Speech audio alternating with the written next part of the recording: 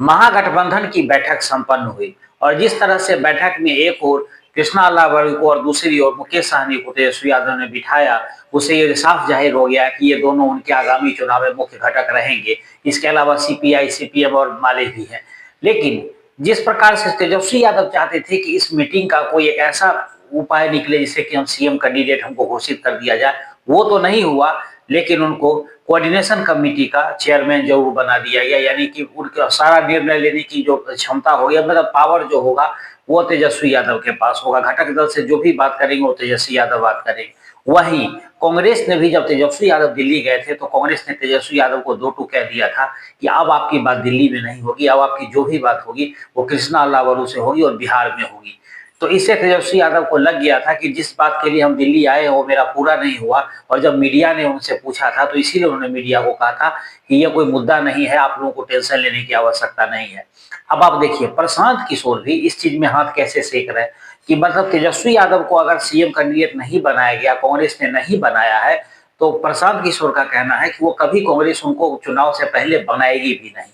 उसके पीछे प्रशांत किशोर का ये मानना है, उन्होंने कहा कि जैसे उनको उनको सूत्रों से जानकारी मिली कि अगर कांग्रेस अभी अगर मुख्यमंत्री का चेहरा घोषित हो जाते हैं तेजस्वी यादव, तो उनके साथ जो पीछे से जो भी चले आ रहे, जो उन पर घोटाले का आरोप रहा है या जो जंगल राज वाली बात रही है, जो इस प्रकार अभी के समय में काफी उसका चर्चा भी रहा है इस विधानसभा सत्र में, इन तमाम चीजों का मुझे घाटा उठाना पड़ेगा। यानी कांग्रेस को लगता है कि कांग्रेस को इसका घाटा हो जाएगा और ये चुनावी पिच 2025 ही नहीं देखा जा सकता है, ये 29 की तैयारी हो रही है। क्योंकि कांग्रेस को मेन तो लोकसभा चुनाव से लेना देना है। बिहार के चुनाव में तो अभी तक वो झोला ढोने वाली पार्टी बनी रही है पिछले 15-20 वर्षों से।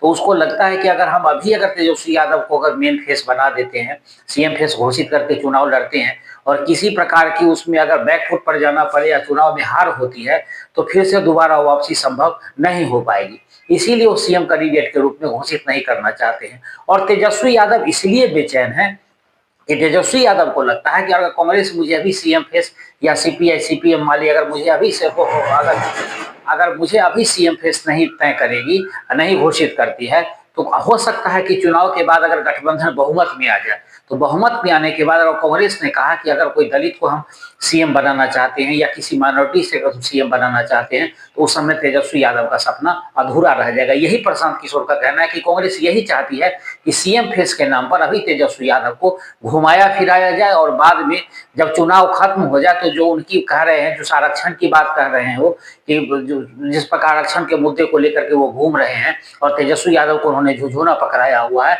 उसी का वो फायदा उठाएंगे, क्योंकि उनको 2029 का पिच तैयार करना है।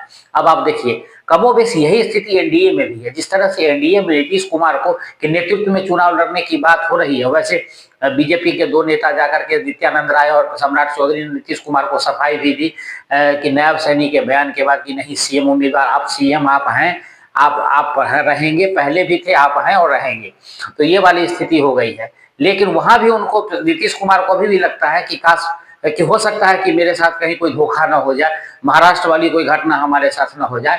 तो इसी स्थिति में दोनों ही दल अभी चल रहे हैं। लेकिन प्रशांत किशोर जिस तरह से रणनीति बनाते हैं और रणनीतिकार रहे हैं पहले भी, और जिस प्रकार अपने पार्टी के लिए वो कर रहे हैं और उन्होंने जिस प्रकार से कांग्रेस की मंशा जाहिर की है, उसे साफ लगता है कि तेजस्वी यादव के लिए जितना वो रास्ते सरल समझते हैं उतना होने वाला नहीं है। देखिए कांग्रेस अभी भी अपनी तैयारी कर रही है और प्रशांत किशोर की इन बातों को जाहिर करना, प्रेस कॉन्फ्रेंस करके बताने से लगता है कि अभी भी नजदीकियां बनी हुई है प्रशांत किशोर और कांग्रेस की। अगर कांग्रेस प्रशांत किशोर के साथ जाके थर्ड फ्रंट बना लेती है तो तेजस्वी यादव इस स्थिति में भी बैकफुट पे रह जाएंगे, यानी कि उनका सपना पूरा नहीं हो सकता है।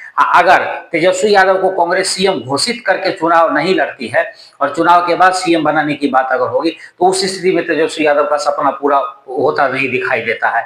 जिस प्रकार से कांग्रेस अभी देखिए 40 जिला अध्यक्ष बनाए हैं वो सोशल मीडिया के लिए, तो आप समझ सकते हैं कि किस हिडन लेवल पे काम कर रही है कांग्रेस। और उसको लगता है कि संगठन को मजबूत करना है। जिस प्रकार से पहले उनके मदन मोहन झा रहे या अखिलेश प्रसाद सिंह रहे, उनके कार्यकाल में संगठन नहीं बन पाया, लेकिन जब से राजेश राम और कृष्णा लल्लू आए तो एक सप्ताह के भीतर संगठन तैयार भी हो गया और काम भी करने लगे।